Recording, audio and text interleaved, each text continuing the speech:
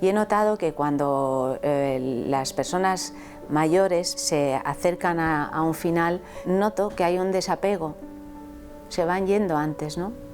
Hay un desapego necesario, porque si no, ¿cómo te vas a morir a gusto? Es imposible. Esta novela, Si no amaneciera, empecé a escribirla hace 4 años, en el que yo, Ayanta, empezaba a notar eso en mi padre, en Fernando Sánchez Dragó.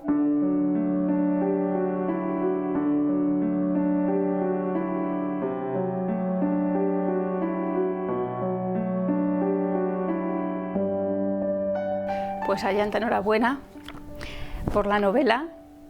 ¿Eres una autora de emociones? Hombre, sí. Es el tipo de literatura que me gusta leer, la que me emociona, y siempre intento buscar un elemento que sea el chispazo que genera una idea a la hora de escribir, que realmente me produzca una emoción honda para poder ir desarrollándola a lo largo de la novela. ¿Eres una autora del tiempo perdido? Claro, el tiempo es un gran tema que han utilizado tanto los escritores, y al fin y al cabo este libro, cuyo título, Si no amaneciera, evidentemente también se refiere al tiempo. En realidad es el tiempo detente, es si no amaneciera, mi padre no habría muerto. Entonces es parar ese tiempo para que no ocurra lo que temes que va a suceder inevitablemente. Dice, entendí que las manecillas del reloj corrían hacia atrás en un círculo homicida, que todo lo rebobina para borrarlo después, para devolver el cronómetro al punto cero. Ese momento en el que pasan las imágenes por tu mente y empieza a caer sobre ti un poco la losa del remordimiento. Sí, bueno, del remordimiento, de la culpa, de todas estas cosas que un poco nos asolan a todos cuando llegamos a ese punto cero, en el que, por cierto, estoy ahora mismo, que es un volver a empezar. Yo, por lo menos, tampoco quiero generalizar, pero sí es verdad que hacia las personas tan queridas, como es un padre o como son miembros de tu familia o alguna pareja o algún amigo muy cercano, cuando desaparecen y tú quedas, siempre piensas, ¿habría podido hacer más? ¿Habría podido estar más con él, con ella? ¿Qué me faltó por decirle? O simplemente rezas por volver a tomarte ese café que pospusiste por falta de tiempo, por este lío en el que siempre andamos inmersos. Pero es verdad que Si no amaneciera, está todo el rato jugando con el concepto del tiempo, un tiempo que no va ni para adelante ni para atrás, que se desarrolla de una manera paralela, en el que el pasado es el presente y es en parte también un posible futuro. Y eres la autora también del amor perfecto y del amor imperfecto. Sí, bueno, es que uno está siempre buscando está siempre buscando el amor perfecto, y ese amor perfecto o bien no existe o tarda en llegar, no lo sé, pero me gusta, Nuria, mucho de la literatura y por supuesto del cine, que tiene mucho que ver también con esta novela, las historias que tienen una epicidad. A mí muchas veces lo pequeñito me puede gustar, me puede interesar, pero lo que realmente me vuelve loca es cuando sube la música de Lo que el viento se llevó, para entendernos. Y eso ahora mismo se da muy poco, porque estamos en un momento muy minimalista, creo, también en relación al cine y a la literatura, viendo cosas realmente interesantes y muy buenas, y tenía ganas de escribir algo que realmente pudiera subir, ¿no? Que pudiera llegar a una altura que dices, vale, claro, o sea, por eso estoy vivo. Es que además en eso que dices es verdad que vivimos un tiempo de prisas y de cosas cortas y efímeras. Y en cambio antes es verdad que se hacían cosas para perdurar. No sé cómo se te ocurrió la idea de elegir un final de libro cinematográfico, como para dar la puntilla. Bueno, en realidad este es un libro que es un largo adiós de una hija hacia un padre, y los dos personajes protagonistas son el padre y la hija, y es un capítulo el padre, un capítulo la hija, escrito en primera persona, en una conversación aunque cada uno está en un lugar muy diferente a lo largo de 24 horas, que son las últimas 24 horas del padre, pero en los que se relata 100 años de historia, de su propia historia, de la historia de esta familia. Él, el personaje masculino, cae en su propia película, que es lo que dicen que sucede cuando estás a punto, pues, de traspasar, de irte al otro mundo, al más allá. Me ha encantado ese momento de humor.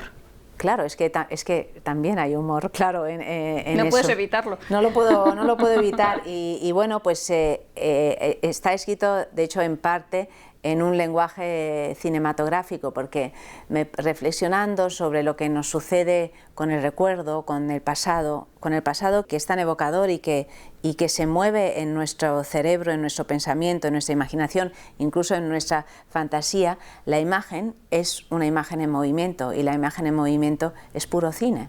Por lo tanto, recordamos nuestro pasado como si viéramos una película y por eso utilizo ese lenguaje cinematográfico directamente de un primer plano o la cámara desde un punto de vista cenital en algunos pasajes de la novela, porque realmente lo están viendo así, que es como creo que todos o muchos de nosotros podemos mirar nuestra propia historia. Es que además añades un punto de vista extra a todo, claro. ¿Sabes por qué, Nuria? Porque, y eso ya es una cuestión más técnica, necesito hasta el momento en los libros que he escrito, necesito la primera persona porque es muy directa, es muy emocional, realmente llega da en la diana, pero necesito la tercera también, porque la tercera es la que, bueno, digamos que la tercera es la casa, ¿no? Es la que recoge todos esos personajes. Y en este caso, en Si no amaneciera, la tercera persona es la película. Es la que ve desde fuera. Es verdad que es un libro de personajes de toda una vida, como 100 años de soledad. Personajes que vas conociendo por sus cicatrices, que es algo muy bonito, la verdad. Y que además, cuando vuelves, por ejemplo, al capítulo de Manu, dices, claro, es que es el mismo Manu que ha estado en México. Sí. Y es que a veces conocemos a las personas mayores y te parece mentira que hayan sido jóvenes. Ese es un punto fundamental en esta historia, creo que en nuestras vidas. Es decir, en nuestras relaciones familiares con personajes tan capitales, personas tan capitales como un padre o una madre o unos abuelos o un hijo que realmente conforman ese juego de espejos que nos define, muchas veces no los conocemos, es decir, la mayoría de las veces, de hecho, los conocemos en el sentido de que los conocemos afectivamente, sensorialmente, pero ¿quién fue esa abuelita cuando tenía 20 años o 30 o 40? ¿Qué le pasó? ¿Realmente hablamos a ese nivel? ¿Nos contamos quiénes somos? ¿Cuáles son nuestros anhelos? ¿Cuáles son nuestras frustraciones? ¿Quiénes fuimos? ¿Quiénes somos ahora? Eso por un lado, que muchas veces no lo conocemos y a mí esto siempre me preocupa muchísimo porque el tema de la memoria de la conservación de la memoria es una de las razones por las que escribo. Pero además he notado, porque tengo ya unos cuantos años, se me han muerto personas muy queridas ya desde pequeña, y he notado que cuando las personas mayores o incluso no mayores se acercan a un final, noto que hay un desapego, se van yendo antes, ¿no? Hay un desapego necesario, porque si no, ¿cómo te vas a morir a gusto? Es imposible, ¿no? Entonces, cuando yo empiezo a notar ese desapego que conozco, claro, a mí me genera una angustia terrible porque pienso, esta persona se me va. ¿Qué puedo hacer para retenerla? Y no puedo hacer nada porque esto pertenece al misterio en el que estamos todos viviendo, ¿no? Entonces, por eso, esta novela, Si no amaneciera, empecé a escribirla hace 4 años, en el que yo, Ayanta, empezaba a notar eso en mi padre, en Fernando Sánchez Dragó, y necesité escribir esto, y evidentemente no es una novela autobiográfica en el sentido de que el argumento va por otros lares, pero sí en el fondo de la novela, en esa larga despedida de la hija, sí lo es, porque al final escribo para abordar cosas en las que me siento profundamente involucrada, que es en este caso la pérdida de un ser querido, y después, a partir de ahí, pues ha pasado todo lo que ha pasado. Es verdad que en esa magia que rodea todo tu mundo, Ayanta, hay cosas que dices, esto es premonitorio. En un momento en que la protagonista se plantea que su padre, ¿cuándo se llegó a radicalizar? ¿O cuando se llegó a hacer tan refunfuñón? Sí. ¿Verdad? Porque claro, esto lo leyó Fernando. Sí. Teníamos un juego literario, mi padre y yo, muy arriesgado, muy fuerte.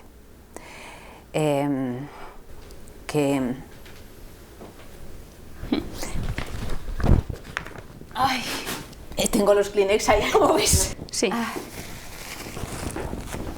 Teníamos un juego literario, un fuego, estaba diciendo, desfuego, desde luego, literario, mi padre y yo, que era muy fuerte, muy divertido, muy inspirador y muy arriesgado, qué duda cabe. Aunque escondas todos los elementos autobiográficos a través de una ficción, y esto sucede en cualquier escritor, no es que esto es así, pero claro, cuando nos leemos los que nos conocemos, igual que tú, Nuria, que nos conocemos, pillas cosas, pues mis hijos también, o mi padre también, y claro, siempre ha sido así entre nosotros, y era como, bueno, me voy a poner a escribir esto, toma.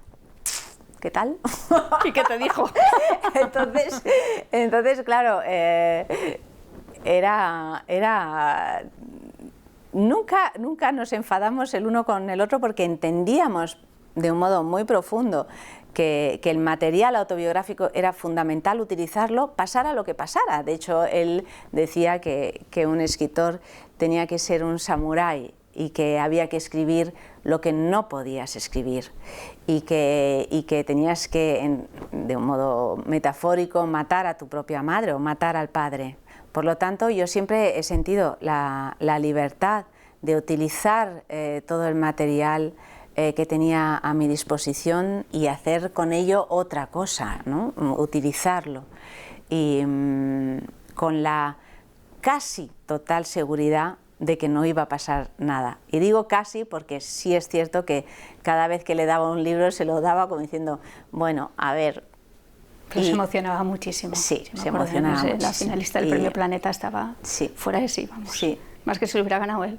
Sí, totalmente. Fue muy bonito. Fue impresionante. Bonito. Y en este caso pues le di las galeradas hace 3 semanas porque todavía no tenía libro físico. Tuve el libro físico cuando empezó la Semana Santa y ya nos habíamos ido de vacaciones ambos a sitios diferentes. Así es que no pudo tener el libro en mano, pero leyó las galeradas, y lo cual agradezco a las diosas que lo haya leído, porque me he dado cuenta de hasta qué punto en esta conexión que teníamos mi padre y yo escribía para él y no con él, que es diferente. No, para él como lector. Para él como lector, o sea, me he dado cuenta, y además me he dado cuenta en estos días de duelo, que no sé cómo escribir ahora. Quiero decir que imagino que se pasará, que me recompondré, que todo lo que se dice. Pero había esa cosa entre él y yo que ahora no sé dónde ponerla. Ya. Esa parte que metes, siempre te lo digo y es verdad, mágica más allá, dentro del Cadillac, con la muñeca, todo ese tipo de símbolos que metes, que hacen todo todavía más humano y más trágica, creo yo, la despedida y la ruptura, ¿no?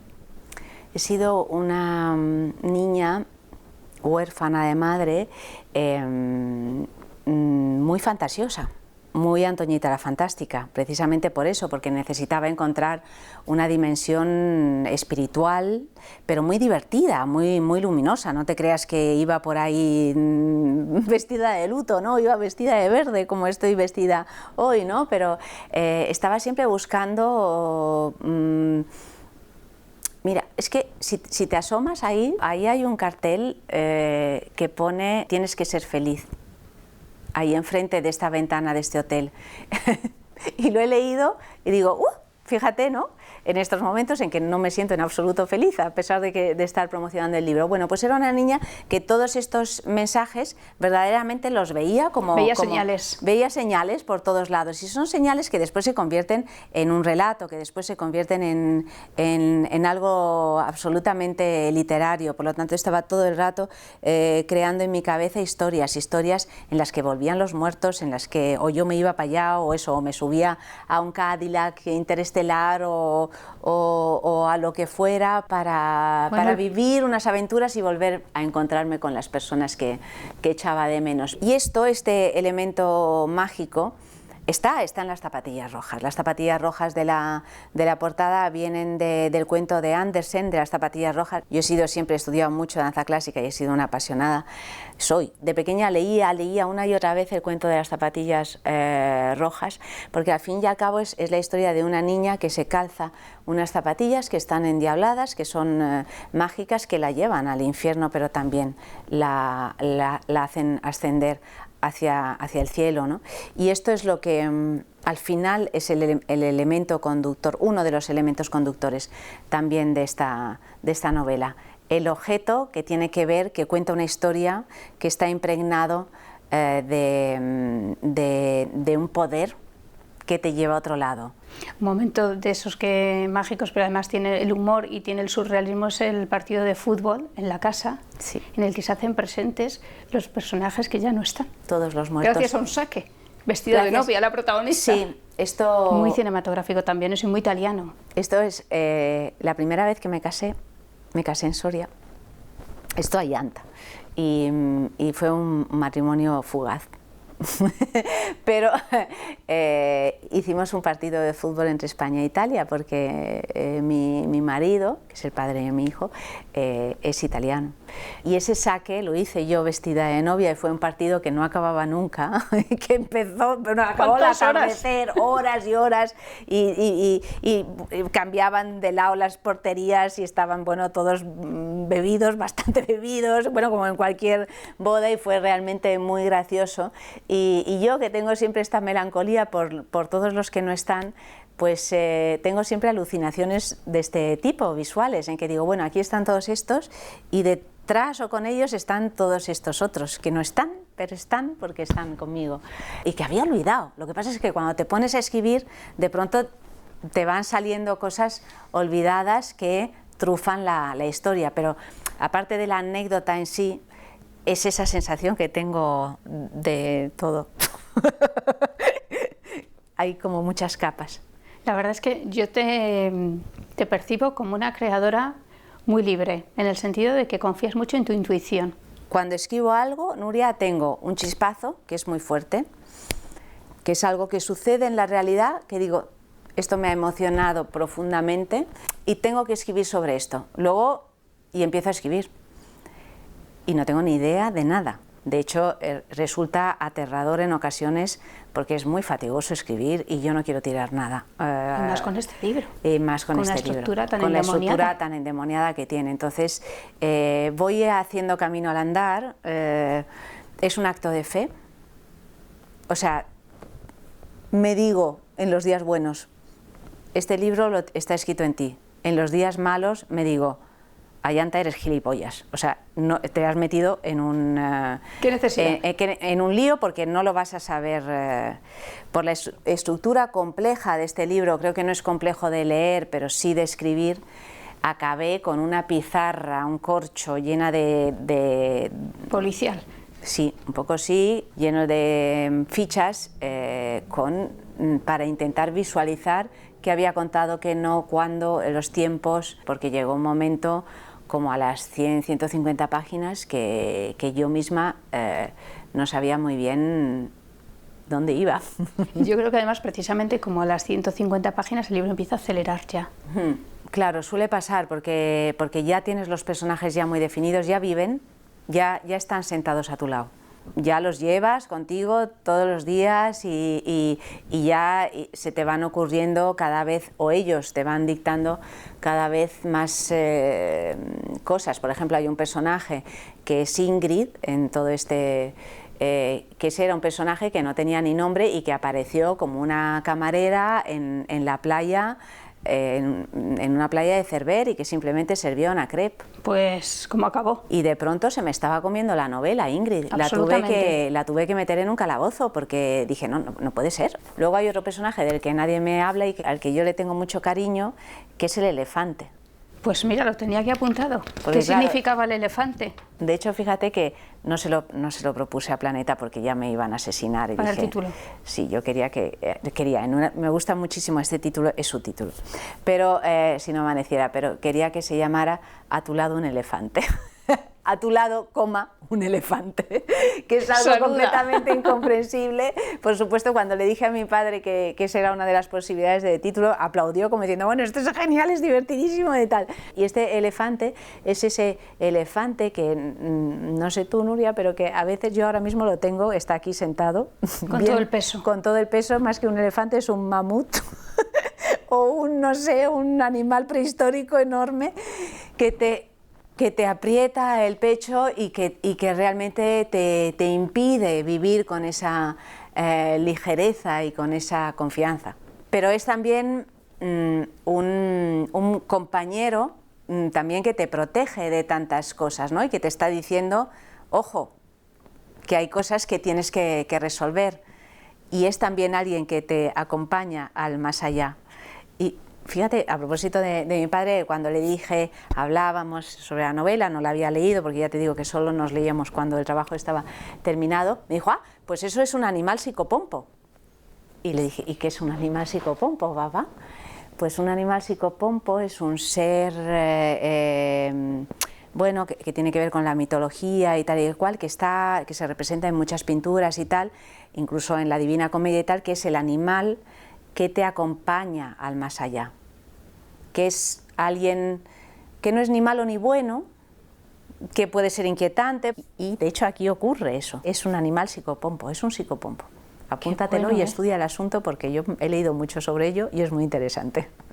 Sobre Ingrid o sobre Gerardo, sobre Titita, es verdad que pasa igual que me decía mi profesor de interpretación, que no hay personajes secundarios, sino actor secundario, ¿no? Al final el actor tiene que abordar cada personaje como si él fuera el protagonista, aunque tengas 3 frases en una película, en una obra de teatro. Y a ti te pasa con los personajes también secundarios. Me encantan los personajes secundarios porque he estudiado arte dramático y en efecto tienen que ser protagonistas, aunque duren una escena o 2 páginas.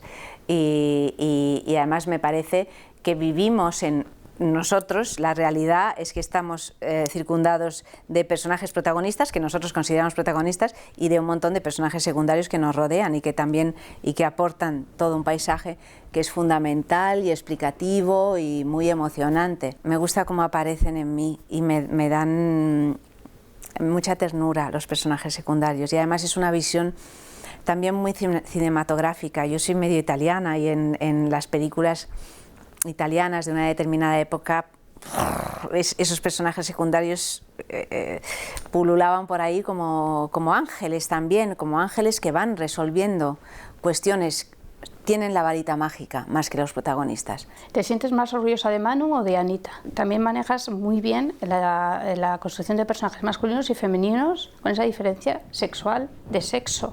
Y de generación, claro, que había quizá más diferencias de género en esa época que ahora, que a lo mejor puede ser algo más híbrido. Me interesa mucho, y esto, de hecho cuando empecé a escribir la novela, solo existía la voz de Manuel. Quería escribir en primera persona masculina, por un lado por hartazgo de todo el tema femenino, y me explico. Ahora mismo, si una mujer publica una novela, es una novela femenina. No sé muy bien qué quiere decir. Y sí sé lo que quiere decir y no me gusta. Cuando hago las giras de presentación de mis novelas, en las presentaciones yo diría que un 90% del público son mujeres. Diría que lo mismo sucede en la compra de libros. Diría que los periodistas te preguntan si es una novela femenina.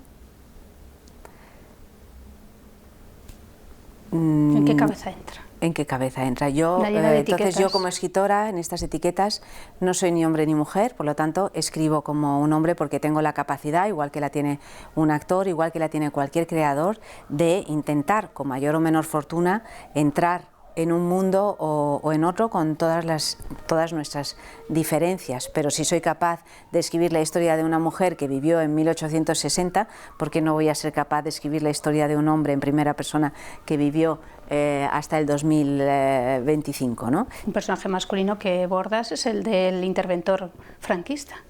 Sí, Guillermo.